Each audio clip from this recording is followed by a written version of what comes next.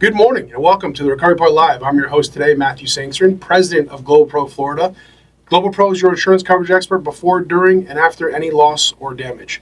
The pedigree of our team, the collective extensive experience, and the unwavering advocacy that we provide to our clients makes us all uniquely qualified to represent over 1,500 community associations, dozens of developers, contractors, and builders, hundreds of business owners, and hundreds of private clients and family offices. We've represented all those clients all over North America and in the Caribbean. Over the past 12 and a half, almost 13 years, our team has managed a recovery of over $1.2 billion. Today in the Griffin studio, right here at the Nucleus Hub in Coconut Grove, Florida, I have a very special guest. I've been waiting a long time to do this. He doesn't know this, but I've been plotting to get him in here into the studio, and I'm very excited to introduce him today.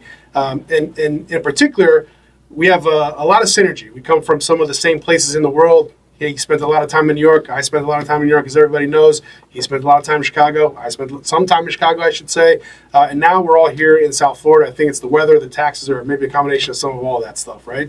But I wanted to introduce a man who's making an indelible mark here in not only Edgewater, but downtown and Brickell, all the way down here to City Hall in Coconut Grove, but District 2 in general, if you want to call it that.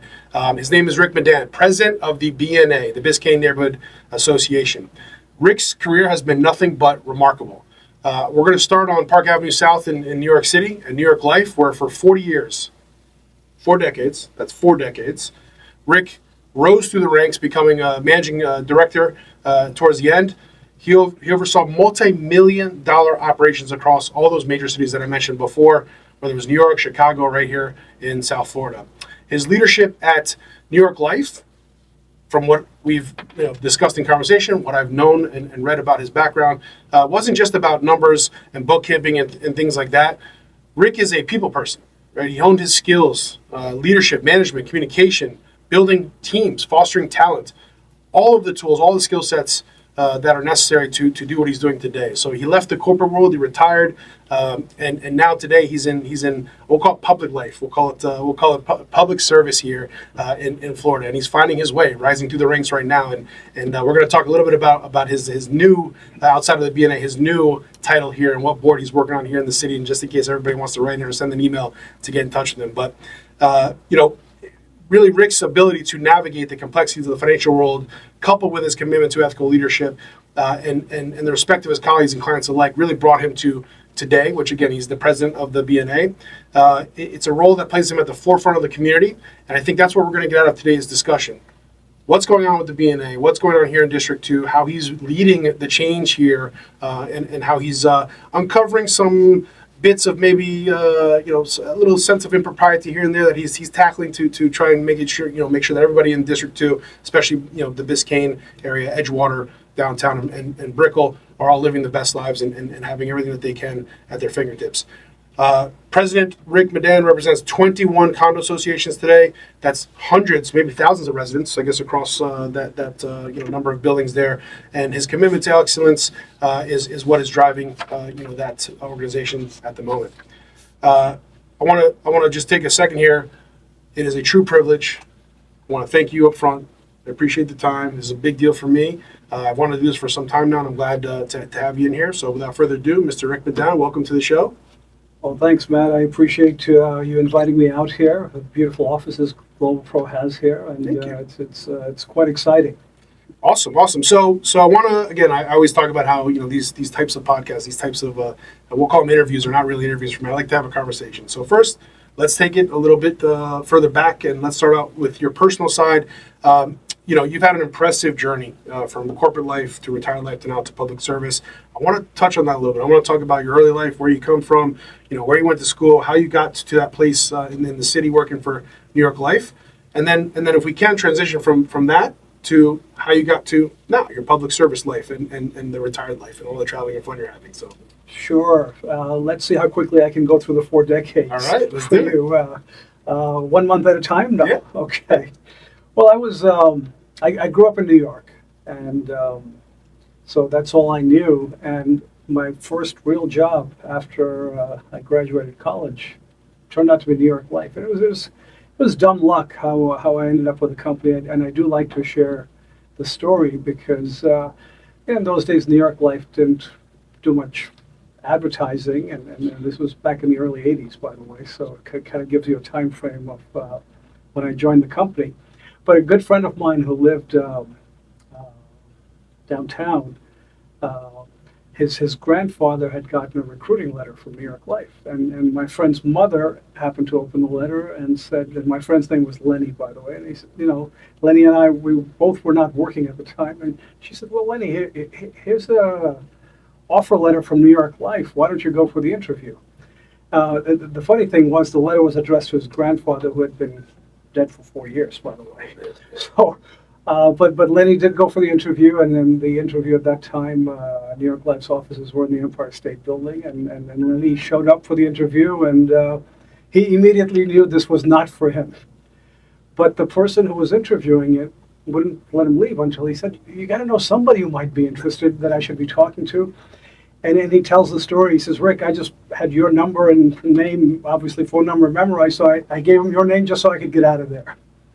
And then sure enough, a couple of days later, Mike, who was the guy who was interviewing him, called me, and I went in for the interview, and I guess 4 decades later, it was history. So I started in sales with the company. I spent 3 years in sales, and I guess they liked what they saw, and they asked me if I wanted to go into sales management, where you get to build and hire and train a team under you within a large branch office, and that's what we were at the Empire State Building at that time, called the Knickerbocker office, after the New York Knicks, I guess. That's right. So I was fortunate. I had some early successes, and in my third year, I was actually the #1 sales manager in all of New York Life, which is all of the United States. Wow.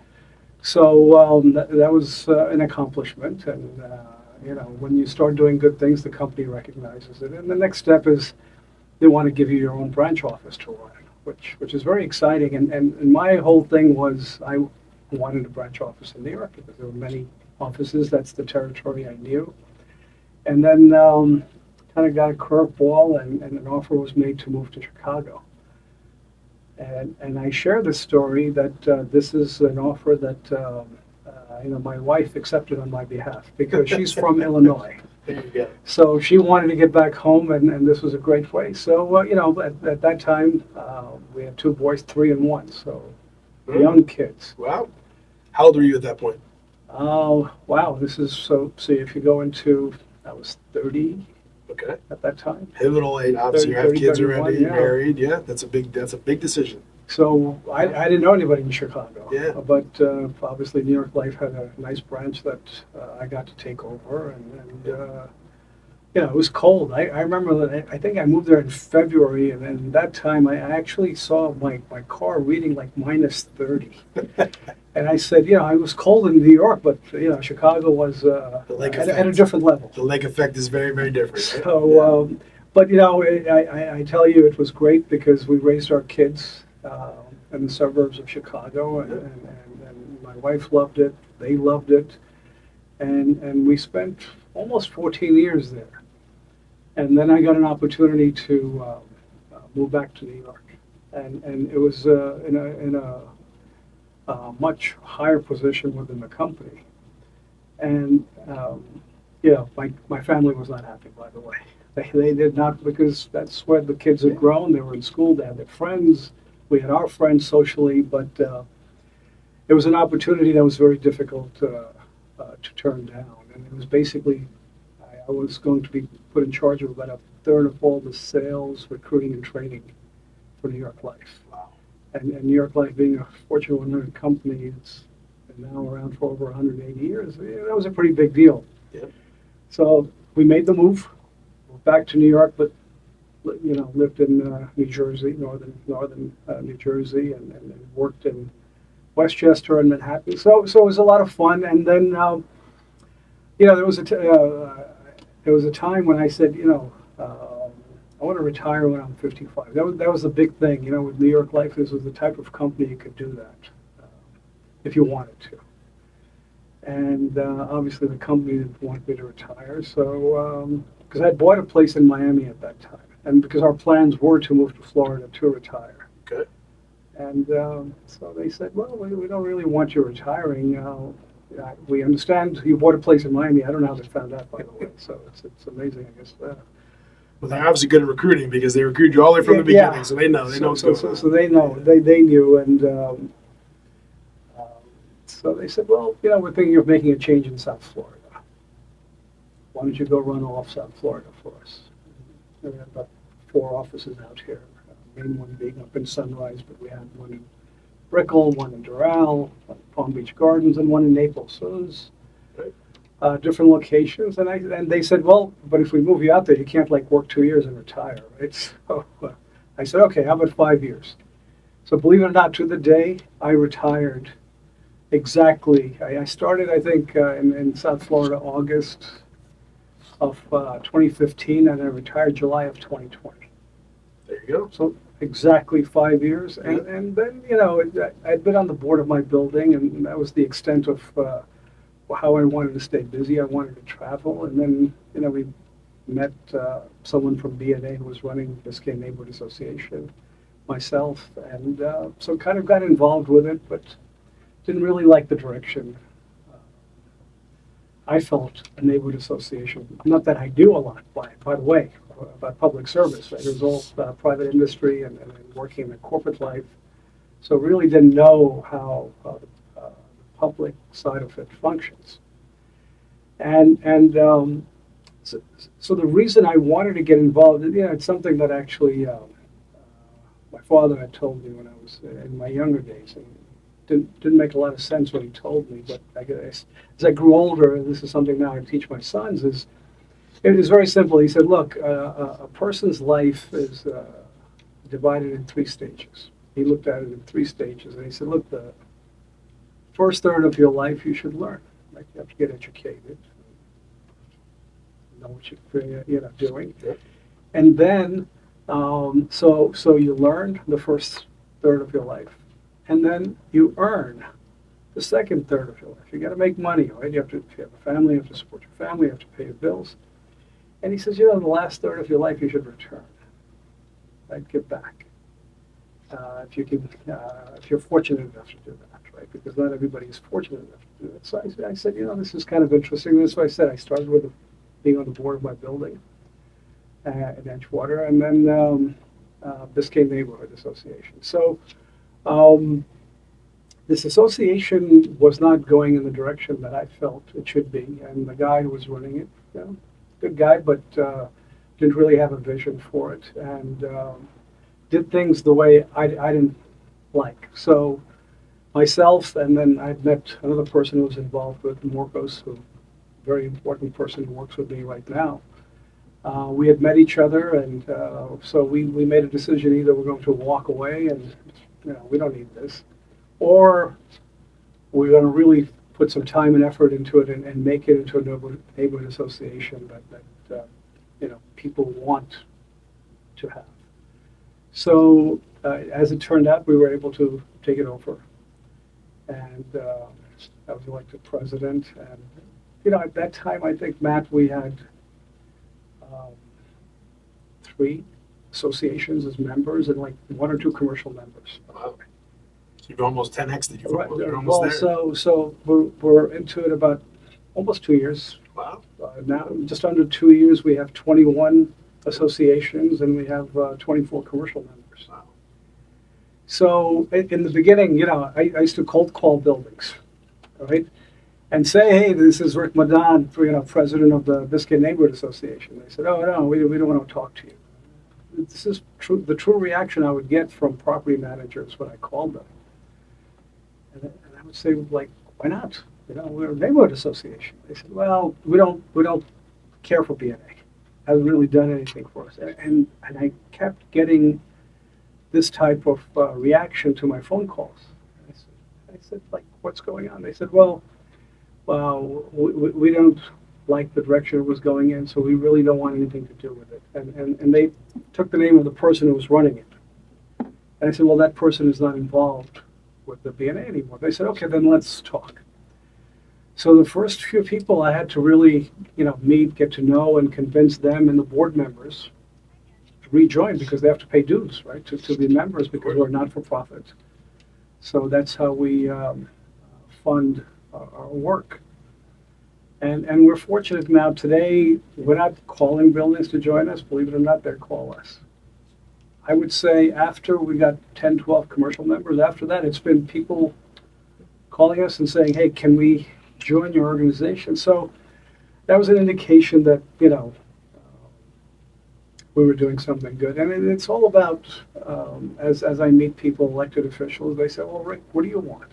I don't really want anything. I just want you to do your job as an elected official Yeah. that you're elected to do and take care of the citizens. So that's where I am today. So I that was a lot. Thank you very much. That was kind of came full circle. So the I think what resonated with me a lot is you talk about your dad. We talk about our fathers all day and the lessons they taught us. So you learned, you earned, and now you're returning. Except I got to be honest, I don't think you're returning yet. You're still earning because it sounds like you just found the new New York life. You're in a different cycle now, right? So you turned something around. You started from the bottom. You're cold calling. I'm sure you cold call at one part of your career in the sales world, right? And then now all of a sudden, full circle, they're calling you. They're asking you, hey, we want to be involved. We see your leadership. We see your vision. We see everything that's going on. So I actually think that's just you just recreated your life there. And the return though will be now because you're changing the neighborhood. You're changing what's going on. Well, try. I mean, the neighborhood is changing itself, right? Edgewater, as you know the history, and a lot of people know the history, was not an area people wanted to be in. If you go back 15 years, 20 years, it was actually a dangerous neighborhood. Yeah. But today, it's a coveted neighborhood. You have huge brand names building over there. Massive high-rises. It's amazing. Between the 21 associations, I think we probably represent about 15,000 residents. Yeah, huge. Currently, and I believe in the next 3 to 5 years, there's another 7,500 units that are going to be built in Edgewater. Yeah. So, and that's a good and bad story. Good in the sense that, great, community's doing well. Developers are willing to invest, put money in, and because they want a return. Yeah. But that also comes, infrastructure issues. And so one of the things that I've been talking to the city about is, hey, is there a master plan for Edgewater? I have yet to see one. And it's kind of scary because I didn't know that. That's interesting. You think that everyone would go back to that to come back to center and refocus. Wow. And it's interesting, Matt, with Edgewater, because if you think about development in general, anywhere in the United States or anywhere in the world, Edgewater is waterfront, right? We front the bay, the Biscayne Bay. Yep. So usually when development occurs, waterfront gets developed first, and then they move further away. Yep. Well, Edgewater, it's been the other way around, where the west has been developed and slowly made its way into the water, which is strange. Yeah. And to this day, I have not seen a master plan. Wow. That I keep asking for. So it is a concern because infrastructure and Miami's known for flooding anyway, and Edgewater hasn't escaped the flooding whenever it rains or now with hurricane season. It's something we get really worried about. I'd imagine, because I come to the meetings and I hear you speak all the time, I imagine obviously, this is a big focus because it's not like New York. We always say, and I hate to say that because Miami's a whole totally different, animal, totally different city, but it's not like New York. You can't build subways underground. You can't do that. So you got to do everything above ground. Right. And there's not much room anymore. So that's I'm sure one of the biggest worries that you have, and I'm sure you're thinking about ways to try and advocate for the neighborhoods and fix that. But the traffic we talked about before, these things, you're right, the infrastructure is going to be, it's already an issue. It's going to continue to get worse, I think. But yeah, it's going to get worse before it gets better. So it's one of the big things we are pushing. Our new commissioner, Damian Pardo, who's the District 2 commissioner, was elected last year, and so far we've had a great working relationship. And it's something very interesting that the commissioner shared with me, that right now, there's 5 districts in the city of Miami. 70% of the tax base for the city of Miami comes from District 2. 70% of the tax base. 1/5 of the property taxes. Wow. Now think about this. Wow. Well, and That's just the density in general. so just think of a building that was a lot before it got built to 50 stories, right? So the lot was generating what, 15,000 in taxes to the city. Sure. So let's say you have 300-400 units in this building now. Yep. Well, it's anywhere from $7 to $10 million of taxes. So from 15,000 to 10 million, let's say. Wow. That's one building. Yeah. And that's going to double, I think, the next 5 to 6 years. And this is recurring revenue for the city. Yeah. So my question was, okay, Commissioner, since we're donating, we call Edgewater the donor town. Yeah, yeah. And we're fine with that. And look, I understand other commissioners have needs in other towns that they manage because, affordable housing is a big issue in the city of Miami. Homelessness is a big issue. So there's a lot of issues that we're dealing with. But our commissioner made a very important point at one of the meetings that I had attended. And he told the other commissioners as they were saying, well, we need money for this in our towns. And he said, look, Brickell, downtown, and Edgewater is like the urban core now for the city of Miami. And that's where the tax base is coming from. Now, if you do not support the urban core, all the other areas are not going to matter because they're not going to exist. Right. They're not going to pull from everywhere else. So if you want the tax base to continue, you have to support, I don't want to call it the golden goose, but the one that's laying the eggs, right. that's feeding everyone. Yes. You have to take care of it. And I'm not saying not take care of the other neighborhoods. Absolutely, we have to. Right. Because, what we're looking for is good governance from our elected officials to do the right thing. Because the residents of Miami deserve it. I mean, they work hard. We're fortunate we're in a state, there's no state income tax, but property taxes are not cheap. I mean, I remember living in Chicago, in New York, in New Jersey, and believe it or not, my real estate taxes were cheaper. So you say, wait a second, New York and New Jersey was cheaper than South Florida? Yes. Yeah. I had bigger homes out there, and I paid less in real estate taxes. So people are paying taxes, and they do want their elected officials to use that money wisely. Yeah. So what do you think? I'm sure there's tons of ideas out there. I can think of 10 off the top of my head. But what do you think is going to change potentially bad outcome here from an infrastructure perspective? Is it elevated trains? The Metro Mover and the subway and whatever else gets built out, and we have more trains. Is it more buses? Like, what is it? Just public transportation, or what else could happen? You think that would help alleviate some of the issues?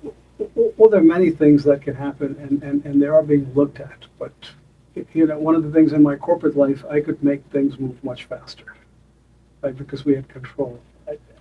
Whereas over here, a little different. That's what drives me crazy is very little control. Because, and I'll give you one example, right? So again, I'm learning, right? This is all educational for me, and I love learning. So, and we were talking about traffic, and I said, well, let's look at Biscayne Boulevard, especially in Edgewater, right? Because in the afternoons, going north, it's a parking lot. Yeah. So if you want to go from the Arts Center, it starts backing up, and until 7:30, it's really tough. Yep. So I said, hey, how about if we made it one way? Pick a street downtown and go up to 38th Street, make it one way going north, and make 2nd Avenue one way going south. That's going to help with traffic. Now, I'm a lay person, right? I'm not an engineer. And Sure. So they said, well, Rick, Biscayne Boulevard is a state road, so FDOT would have to be involved, and then the county, and then the city. So, A lot of red tape. So right there, it stopped. But to get back to the point that you're making, FDOT is doing studies constantly with Biscayne Boulevard, with this construction going on with 395. What's going to happen there? Once it's done, it's going to be beautiful. If it's done, I guess whenever it's done. Yeah, I mean it's going. It's slowly. Yes. And look, I've seen renderings of 195 where they want to put another story of traffic there. So So, I mean, and these are all hypotheticals, Yeah. by the way, right? This is, but there are things being looked at, but I would love for it to move at a faster pace than it does, because the population growth is not going to stop. These new buildings that are being developed, the cranes are up, right? There's a report in Miami, you can see the cranes that are up, right? Yeah. And so that's going to continue, and unless, the city wants those buildings sitting empty, which I don't think they want, it's something that we have to take seriously and pursue quicker than. Yeah, and that goes back to your point before about taking care of the, I don't want to say, how you were describing it, but taking care of, the revenue base, really the tax base here, because it pulls everything else into it. But if that kind of goes the wrong way, then it affects, it has a ripple effect. It affects everything else around it, like you're saying. So Yeah, because, I mean, construction's not only going on in Edgewater, it's going on downtown. Yep, There's very buildings cool coming downtown. up in downtown. There's still some buildings being built in Brickell, even though Brickell is pretty developed. And so that's going to continue. And obviously, the developers get it. They know they're going to get a return on their investment, but they're also concerned. well, yeah, because they have to have people that want to be there, and they have to deliver product and sell it, and yeah, of course. Yeah, no, I've been talking to the developers, and they said, look, Rick, what can we do to help BNA? Because we want infrastructure issues to be handled as well.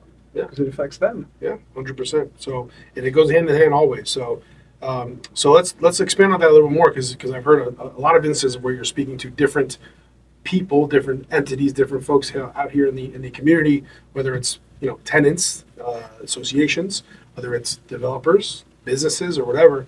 Community engagement obviously central to everything. You made the comment before. In corporate life, private world, things move a little faster. There's less red tape. You can, if you need to get something done, you go to whoever's office and you say, hey, let's talk about this real quick, and you make a decision and you move. Now, different in the public space, obviously, but let's talk about community engagement a little bit, and what are some of these initiatives that you're kind of talking about in general, but like, what are your most important initiatives right now, and what are you focused on?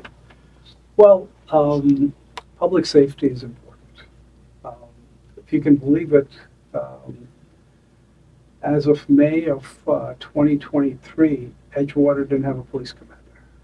Wow.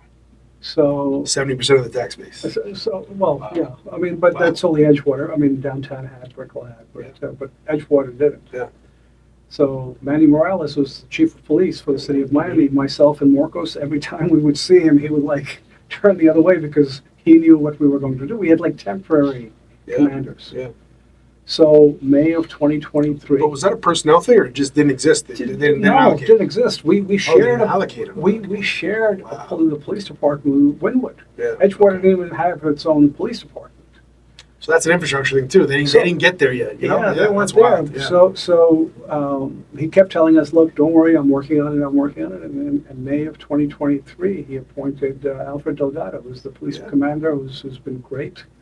He's got a great team. It wasn't that long ago, but Right? it feels like wow. But you say, hey, so that's just an example.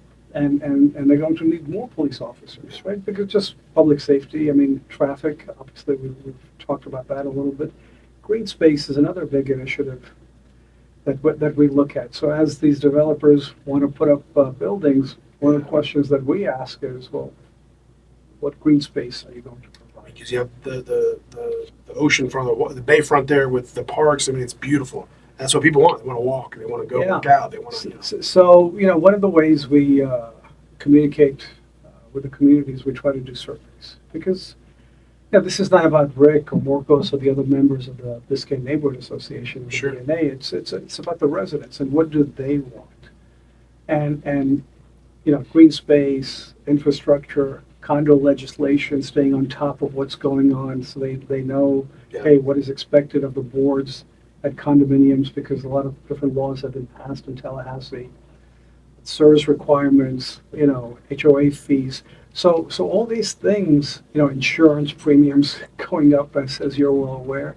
So all these things are important to the residents, but one topic that came out of our surveys was completion of the Baywalk.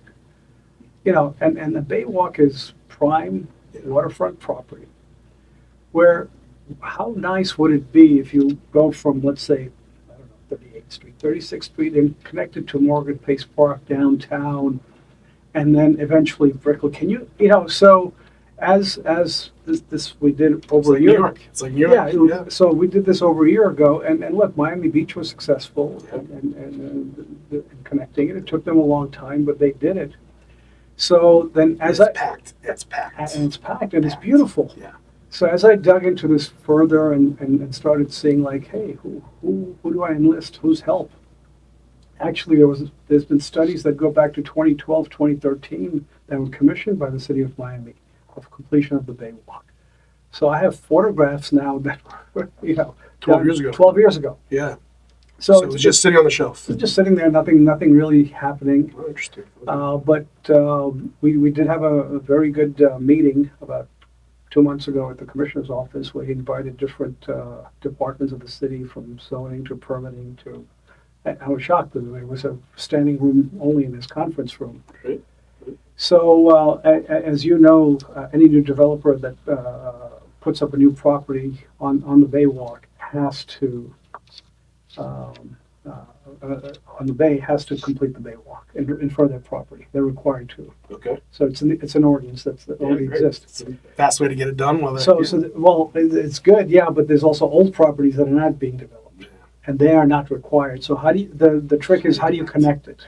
So that's the challenge right now, but that's what we as the Biscayne Neighborhood Association is working hard with the commissioner and not only but also the fine commissioner, which is the Florida Inland and Navigation commissioner, somebody appointed by the governor actually, and he's been very helpful in giving us guidance and how funding would have to occur and how we have to approach these. So slowly we're starting to actually approach these buildings to say, hey, we'd love to bring the city in to talk to you about connecting the Baywalk. So that's something we're working on diligently right now. Okay.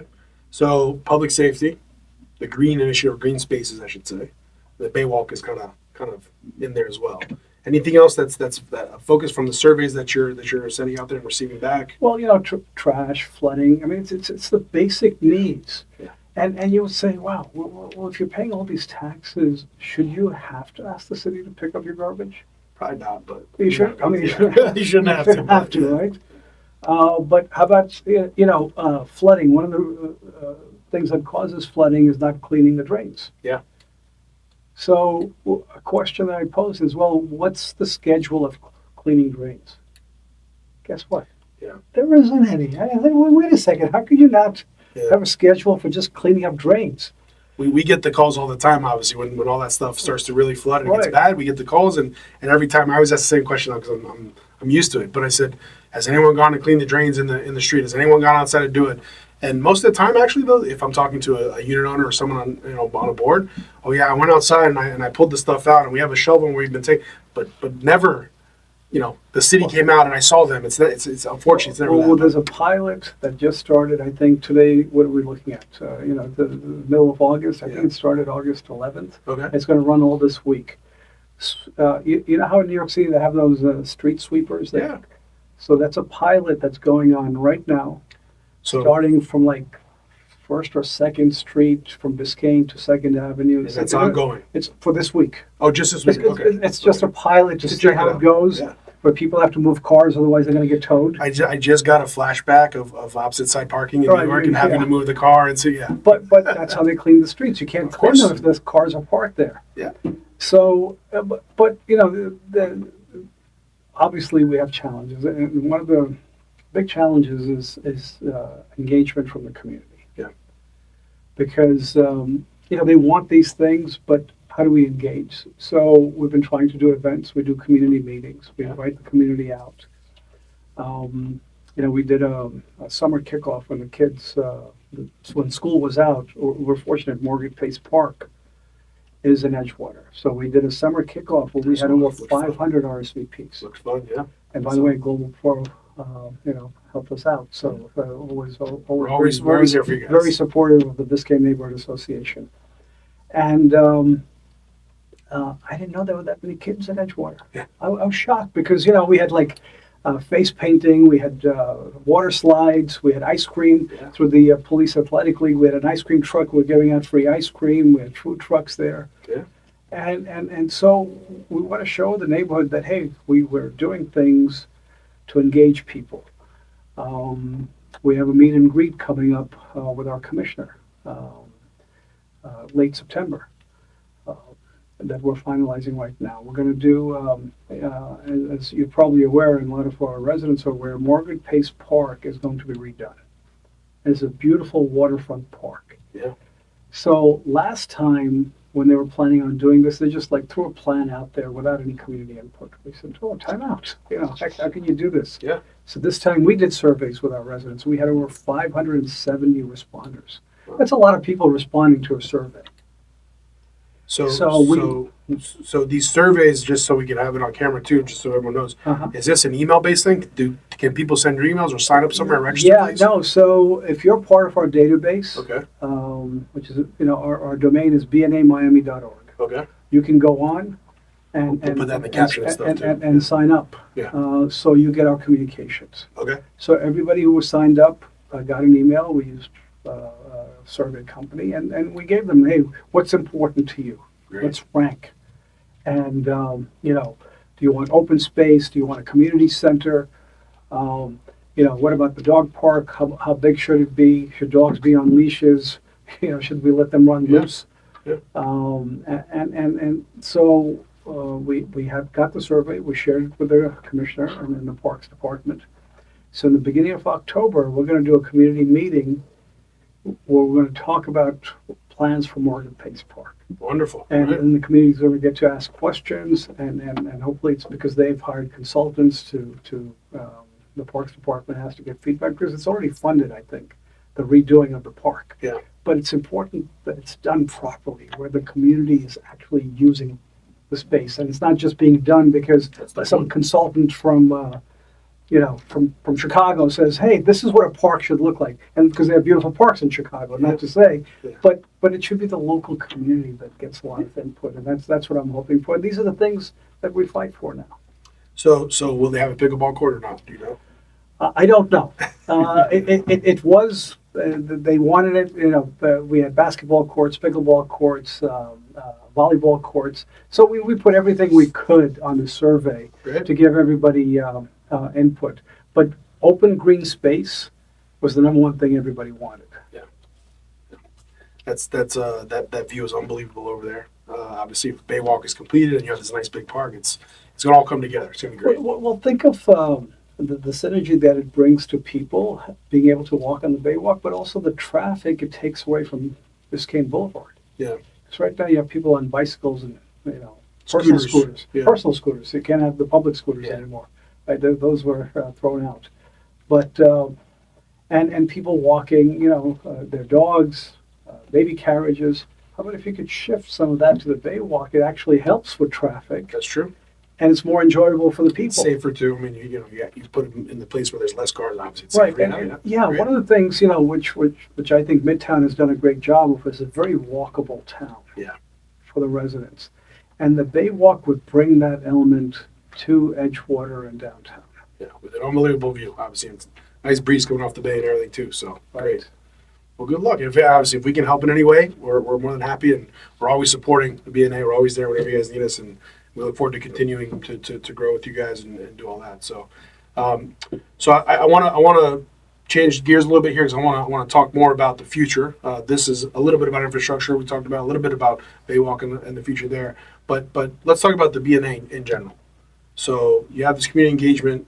You're out there doing everything you need to do. You're focusing on the important things: public safety, green spaces, the Baywalk, and things like that. But it's like a cliche question, but in 3 years and 5 years, I mean, I don't think you have a 5-year contract with the BNA. I think you're kind of open-ended right now, No, right? it's open-ended. Okay. I could walk away tomorrow. So Okay. Well, I hope that doesn't happen. But my wife would like that to happen. By the way, but I'm sure she wants to travel. You guys travel a lot, and I'm sure she wants to do that. But what does the BNA look like in 3 years and 5 years from now? Like, what is your hope? What is your vision?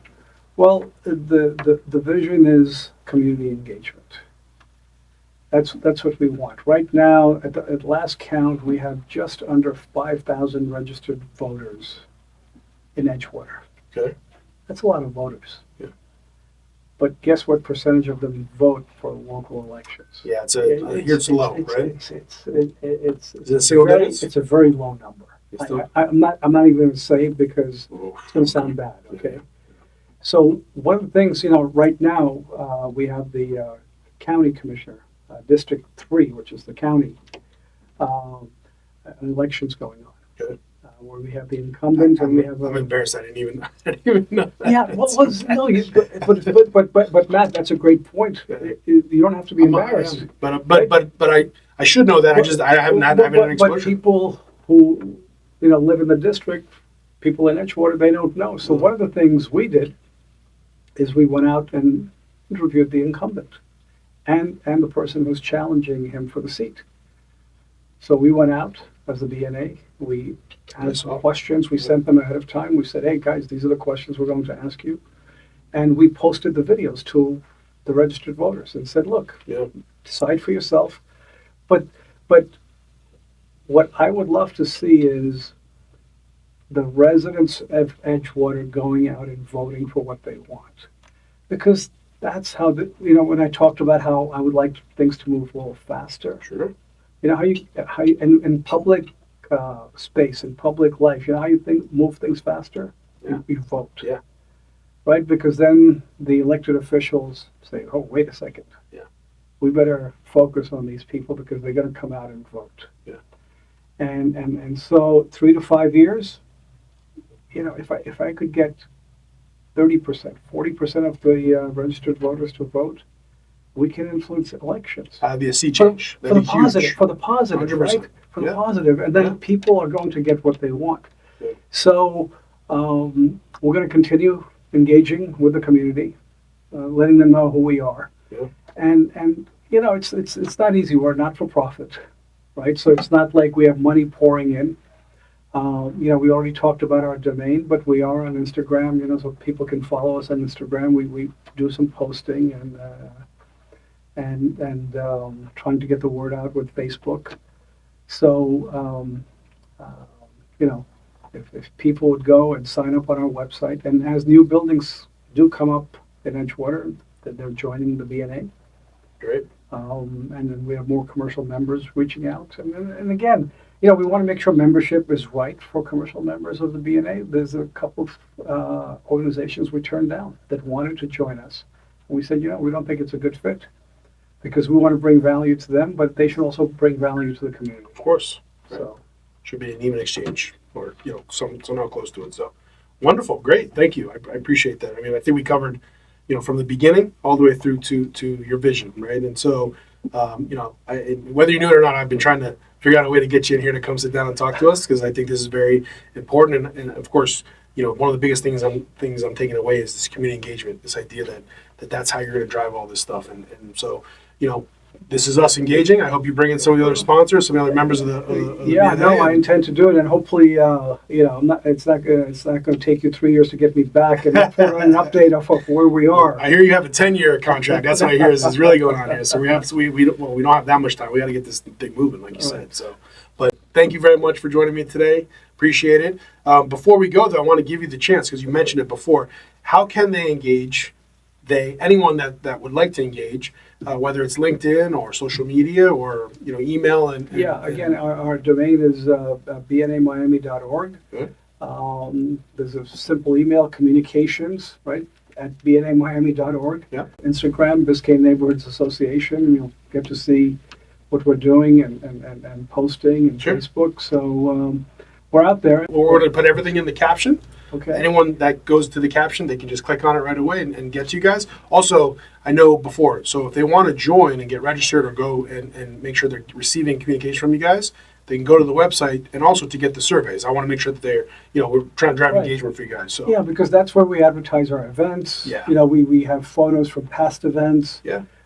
So they can really see what the BNA is doing, and they can ask questions, and we do get tough questions, by the way, from our residents, and we want them from property managers, from board members saying, hey, we need help with XYZ. What can you do for us? Yeah. Right. This building is starting construction. They're pouring concrete at 5 a.m. Are they allowed to do that? Do they have a permit? So we know who to call and say, okay, let's check what permits they pulled, and should they be pouring concrete at 5 a.m. in the morning? Absolutely. So we're there to help the neighborhood. Great. So again, I'll wrap all that stuff up for everybody. Every way to communicate with you guys, we'll put it in the caption so it's readily available. I'll drive everyone to your website as well, direct them to go to there if they want to, register and get, communication from you guys, emails, text, whatever you guys are doing at the time.